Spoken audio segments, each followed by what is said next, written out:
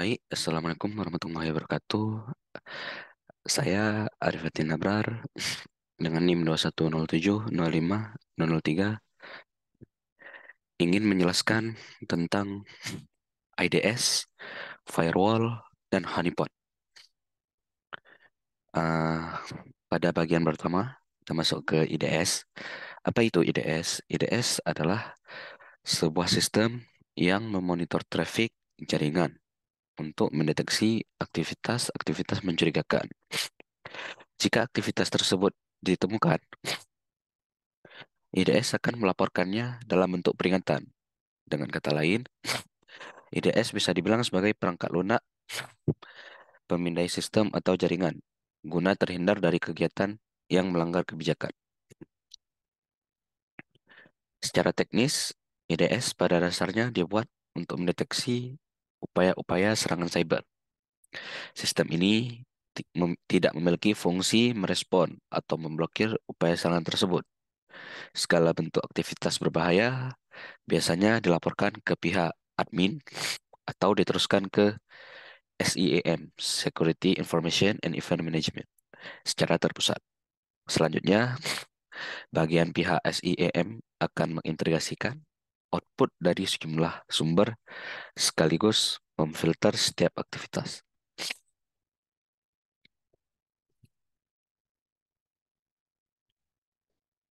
Baik, yang kedua itu ada jenis-jenis IDS, eh, ada empat, yaitu NIDS. Apa yang dimaksud dengan NIDS? NIDS adalah peng- sis- pengawasan traffic yang ditempatkan di sebuah titik strategis, mencakup semua host dalam jaringan. Seluruh lalu lintas yang menuju atau berasal dari jaringan akan dianalisis untuk memastikan apakah ada percobaan penyusupan dalam sistem jaringan karena mencakup semua traffic. Hal ini dapat menyebabkan penurunan akses kecepatan jaringan. Yang kedua itu ada HIDS. HIDS adalah jenis yang berjalan pada independen host untuk melakukan pengawasan paket dari dalam maupun dari luar. Hanya pada satu alat saja. Jika HIDS mendeteksi adanya aktivitas mencurigakan, maka admin secara otomatis menerima sebuah peringatan. Yang ketiga itu ada PIDS, eh, jenis IDS yang jenis IDS untuk memindai setiap paket data yang dikirimkan lewat HTTP atau HTTPS. Sistem seperti ini umumnya dimanfaatkan untuk memberikan proteksi pada server web. Selain itu, PIDS juga melakukan penguasaan setiap traffic yang mengalir antara online resource dan perangkat pengguna. Yang keempat itu ada APIDS, adalah jenis IDS yang ditempatkan langsung dalam sekumpulan server. APIDS mampu mengidentifikasi akses ilegal dengan cara memantau traffic pada protokol khusus aplikasi, termasuk ketika mengakses protokol SQL. Sistem ini akan memantau protokol secara eksplisit setiap transfer paket data yang ada. Sebenarnya ada satu lagi, yaitu H- HIDS. HIDS itu cuman tidak saya cantumkan. HIDS itu mendeteksi berbagai instruksi secara menyeluruh. Sesuai namanya, jenis satu ini menggunakan dua atau lebih pendekatan dari jenis IDS yang telah dijelaskan sebelumnya. Dalam hybrid IDS atau gabungan, sistem data atau host agent dikombinasikan dengan informasi jaringan agar tampilan sistem dapat dikembangkan secara lengkap. Cara kerja IDS bagaimana, Bang? Cara kerja IDS itu dia mendeteksi dan menemukan ancaman. Cara kerja ini tidak jauh berbeda dengan program-program antivirus, di mana sistem akan mendeteksi aktivitas yang berbahaya. IDS memantau dan mencocokkan traffic dengan pusat data instruksi yang menyimpan kumpulan data, berbagai jenis penyusupan atau serangan. Jika terdapat kecocokan, selanjutnya IDS akan mengidentifikasi sekaligus mengirimkan peringatan. IDS juga dapat bekerja menggunakan metode lain, yakni memantau berkas sistem operasi. Cara ini memungkinkan IDS mendeteksi aktivitas yang berpotensi merubah file tertentu pada sistem operasi, terutama log file. Selanjutnya, IDS akan mengirimkan peringatan bila mana sebuah aktivitas diidentifikasi sebagai suatu ancaman. Berikut ada komponen IDS, ada tiga, yaitu teknologi deteksi, analisis data, dan GUI. Teknologi deteksi yang ada pada IDS ini bergantung pada tiga komponen. Apa saja? Tiga komponen itu adalah sensor. Sensor adalah sebuah teknologi yang bertugas melakukan pemantauan dan pengawasan traffic. Tanpa sensor, IDS tidak akan mampu melakukan fungsi pengawasan. Sensor sering juga disebut dengan sebutan engine atau probe. Yang kedua, komponen yang kedua itu ada agent. Agent adalah sebuah software yang diinstal untuk mengawasi sekaligus bertugas melakukan pelaporan jika terjadi sesuatu yang tidak biasa. Yang ketiga ada kolektor. Kolektor memiliki peran yang mirip sama dengan agen. Namun, kolektor ini tidak mampu membuat decision. Kolektor hanya mampu membuat laporan saja. Dia tidak bisa mengambil keputusan. Yang kedua itu ada analisis data. Aktivitas analisis data, mayoritas data di sini dilakukan oleh lapisan yang kadang disimpan pada pusat data atau server. Analisis ini dilakukan dengan menggunakan pusat yang sudah diberikan kebijakan dalam mendeteksi. Di sana identitas penyerang, deskripsi, dan hal penting lainnya tersedia dan jadi parameter. Yang ketiga itu ada GUI atau Graphic User Interface, di mana selalu ada semacam konsol yang berfungsi sebagai alat penghubung komunikasi kita dengan mesin. IDS pun tersedia di mana perangkat ini merupakan interface atau antarmuka operator IDS. Di sini, operator bisa mengeksekusi perintah maupun melakukan konfigurasi. Masing-masing komponen bertugas sesuai dengan desain-desain dan fungsinya masing-masing. Selama beroperasi, komponen-komponen ini saling terintegrasi dalam suatu sistem yang utuh. Memahami bagaimana komponen IDS bekerja akan memudahkanmu memahami cara kerja dari IDS ini.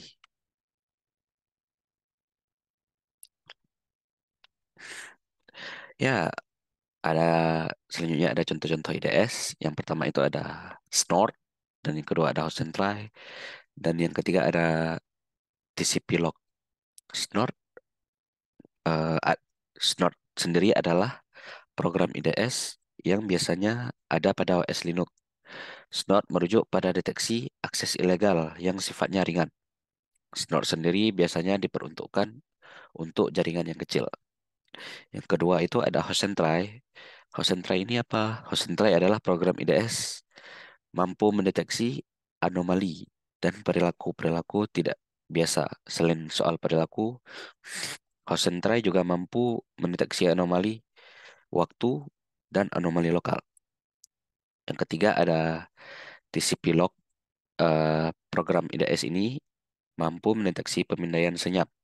Pemindaian ini dilakukan tanpa harus membuat sesi khusus. Pemindaian ini memutuskan koneksi TCP sebelum klien menerima balasan dari server. Pemindaian senyap umumnya tidak terdeteksi oleh log umum. Implement, implementasi IDS. Contoh praktis implementasi IDS adalah implementasi sistem IDS open source dan gratis seperti yang tadi Snort. Snort tersedia untuk berbagai platform dan sistem operasi, termasuk Linux dan Windows. S- Snort tidak hanya gratis, tetapi juga dilengkapi dengan sistem pendukung di internet, sehingga kita dapat memperbarui tanda tangan Snort yang ada untuk mendeteksi jenis serangan terbaru. IDS tidak dapat digunakan sendiri untuk melindungi jaringan. IDS harus digunakan bersamaan dengan firewall yang akan kita bahas selanjutnya. Ada garis tipis antara firewall dan IDS, ada juga teknologi yang disebut IPS. IPS pada dasarnya adalah sebuah firewall yang menggabungkan lapisan jaringan dan aplikasi dengan IDS reaktif untuk melindungi jaringan Anda secara proaktif. Pada dasarnya, firewall adalah titik pertahanan pertama untuk sistem jaringan komputer. Firewall harus dikonfigurasi untuk menolak semua lalu lintas yang masuk ke sistem. Dan hanya celah yang diperlukan yang harus dibuka sehingga semua semua apa nih celah tidak dibuka saat sistem terhubung ke jaringan eksternal. Idealnya, firewall diatur dengan konfigurasi di atas. Port yang biasa digunakan itu 80 untuk internet dan 21 untuk FTP. Port ini tetap terbuka meskipun penting. Lubang ini juga merupakan potensi kerentanan terhadap serangan yang menembus jaringan Anda. Firewall tidak dapat memblokir jenis serangan ini karena admin telah mengkonfigurasi firewall untuk membuka kedua port. Untuk dapat memantau lalu lintas yang berasal dari dua port tersebut, Anda memerlukan sistem yang dapat mendeteksi traffic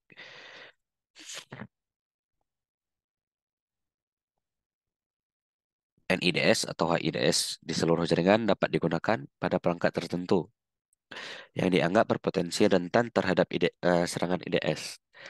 IDS memantau lalu lintas masuk dan keluar dari jaringan kita dan mengidentifikasi lalu lintas yang mencurigakan atau berbahaya.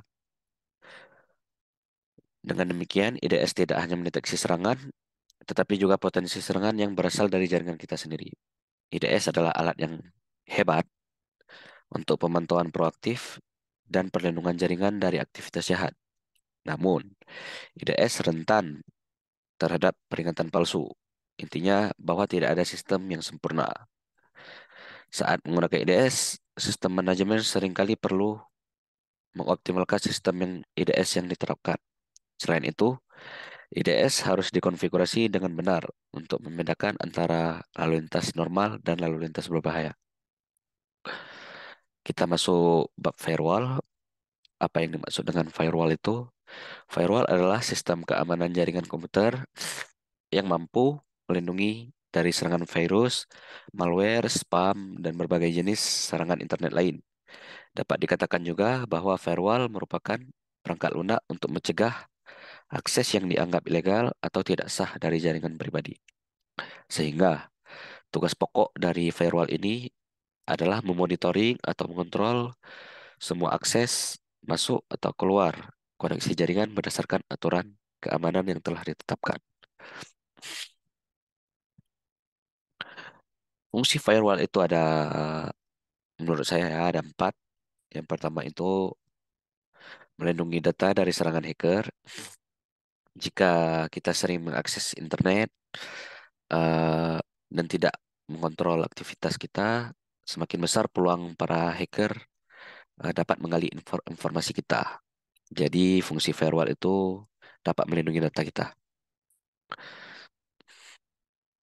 supaya kita surfing di browser aman. Yang kedua itu mampu memblokir konten yang tidak diinginkan. Eh, Firewall memiliki fitur yang dapat digunakan untuk memblokir atau melarang sebuah konten website dari alamat yang spesifik pada device kita, device komputer kita. Selain itu, Anda juga dapat mengatur alamat URL, apa saja yang tidak boleh diakses pada device kita. Yang ketiga itu monitoring bandwidth. Firewall juga berfungsi untuk membatasi dan memonitor layanan bandwidth yang bisa digunakan. Selanjutnya, Anda juga dapat menetapkan batasan untuk setiap konten, berupa gambar, video, musik, atau lain-lain. Anda juga dapat menentukan sendiri konten yang cocok dengan minat dan keinginan Anda. Misal konten IT atau lain-lain, atau hiburan bisa juga. Yang keempat itu akses layanan VPN. Firewall juga memfasilitasi eh, penggunanya dengan fitur VPN Apa yang dimaksud VPN? VPN itu virtual private network yang berfungsi sebagai berfungsi untuk dapat mengakses berbagai akses konten yang telah diblokir oleh pihak provider. Hal tersebut tentunya meningkatkan produktivitas dan sistem data sharing yang akan diimplementasikan. Jenis firewall itu ada yang pertama next generation, yang kedua ada packet flirting, yang ketiga ada proxy, yang keempat ada stateful infection. Uh, Firewall next gen adalah firewall masa kini, di mana next gen terbagi menjadi tiga fitur utama, yaitu pengecekan detail paket, evaluasi sumber paket, serta penentuan penilaian identitas paket. Jika dilihat dari perspektif bentuk, maka firewall jenis ini terbagi lagi menjadi tiga, yaitu hardware, software, dan cloud. Yang kedua ada packet flirting. Jenis jenis firewall ini tipe paling senior daripada firewall lain. Proses kerja dari jenis ini dengan cara mengecek paket sistem tersebut. Proses pengecekan yang dilihat biasanya alamat IP, nomor port, tipe, dan jenis kebutuhan lainnya.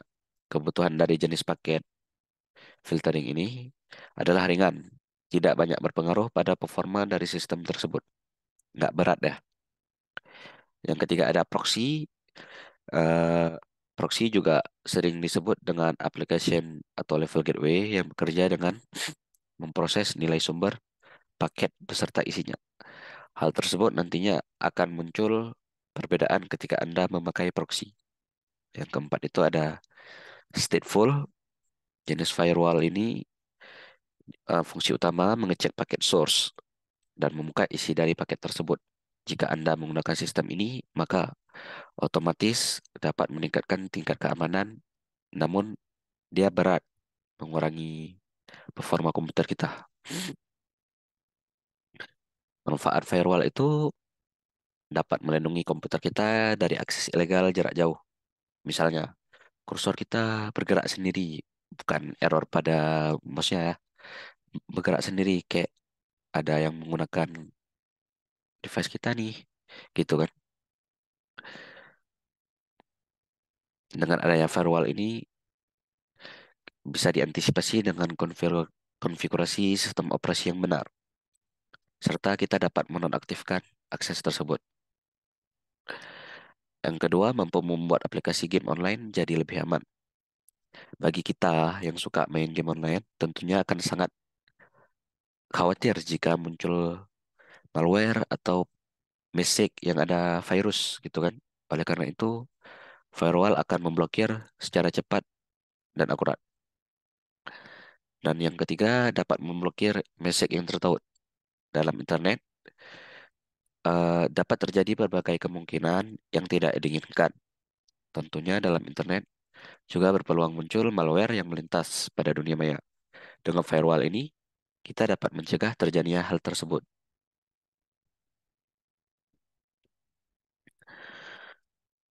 Cara kerja firewall itu dengan tiga metode. Eh, Metode ini hanya bisa dijalankan oleh hardware dan tidak berlaku pada software. Dari ketiga metode ini, firewall dapat langsung menjalankan dua dari tiga metode secara bersamaan. Sama yang kayak tadi, cara kerjanya ada filtrasi paket, proxy, dan stateful inspection. Firewall akan bekerja filtrasi paket sama seperti yang saya jelaskan sebelumnya. Firewall akan bekerja dengan cara memeriksa paket dan kemudian memencocokkan dengan regulasi yang telah ditetapkan. Dengan begitu, firewall akan memperbolehkan atau melarang jaringan tertentu untuk masuk ke komputer kita. Yang kedua, cara kerja proxy bekerja tepat di antara penghubung sistem dan jaringan dan bertugas untuk memeriksa paket yang saling bertukar melalui jaringan. Yang ketiga itu melalui stateful inspection, firewall memeriksa dan menelusuri histori pada paket. Setiap paket yang diterima akan diperiksa dalam database. Jika paket dinilai mengandung ancaman terhadap keamanan data, maka langsung ditolak. Ya, kesimpulannya firewall menjadi salah satu upaya penting untuk meningkatkan proteksi keamanan pada sistem jaringan maupun perangkat. Salah satu upaya untuk menjaga sistem website menggunakan hosting, proxy, sertifikat SSL, dan paket filtering. Baik, kita masuk ke bagian terakhir yaitu honeypot. Suatu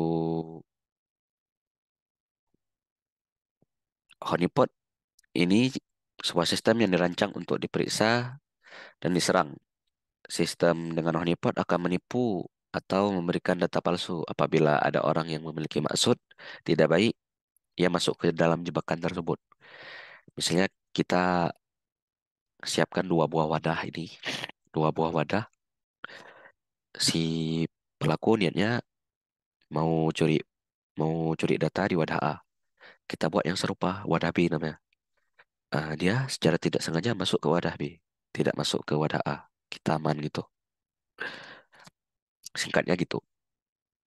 Kategori honeypot ada dua, yaitu production honeypot dan research honeypot. Honeypot digunakan untuk mengurangi risiko serangan pada sistem keamanan jaringan dalam sebuah organisasi. Research honeypot digunakan untuk mendapatkan informasi sebanyak mungkin tentang penyerang sehingga seorang admin dapat mempelajari banyak informasi tersebut. Jenisnya ada dua, yaitu low involvement, biasanya menyediakan tiruan dari layanan tertentu. Eh, Bentuk paling sederhana low involvement ini dapat diimplementasikan dengan memasang suatu listener pada sebuah port. Eh, Biasanya gitu. Kelemahan jenis ini tidak adanya kemungkinan untuk memperhatikan interaksi penyerang dengan sistem operasi yang bisa sangat menarik. Low involvement, sebuah koneksi satu arah. Kita hanya akan dapat mendengarkan tanpa bisa menanyakan pertanyaan sendiri. Singkatnya pasif dah jenis ini. Yang kedua itu ada high involvement. Uh, High involvement ini mempunyai sebuah OS sendiri yang mendasari karena menyebabkan resiko yang sangat tinggi. Pada saat yang sama, kemampuan mengumpulkan 10 informasi dan kemungkinan untuk serangan yang lebih atraktif juga semakin bertambah banyak. Satu tujuan dari seorang hacker adalah menambah sumber dan mendapat akses dari satu mesin yang terhubung internet selama 24 jam. High involvement menawarkan itu.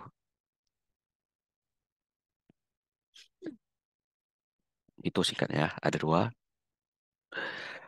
Ya, honeypot juga memiliki keuntungan dan kelebihannya. Keuntungannya, honeypot dapat mampu mengumpulkan data tentang bagaimana si penyerang menembus sistem dan apa yang dilakukan untuk menembus sistem tersebut. Eh, Kelemahannya itu honeypot tidak akan berguna jika penyerang tidak terpancing dan semua yang kita buat tuh sia-sia. Mungkin itu saja yang dapat saya sampaikan. Apabila ada salah kata, saya mohon maaf. Assalamualaikum warahmatullahi wabarakatuh. いることが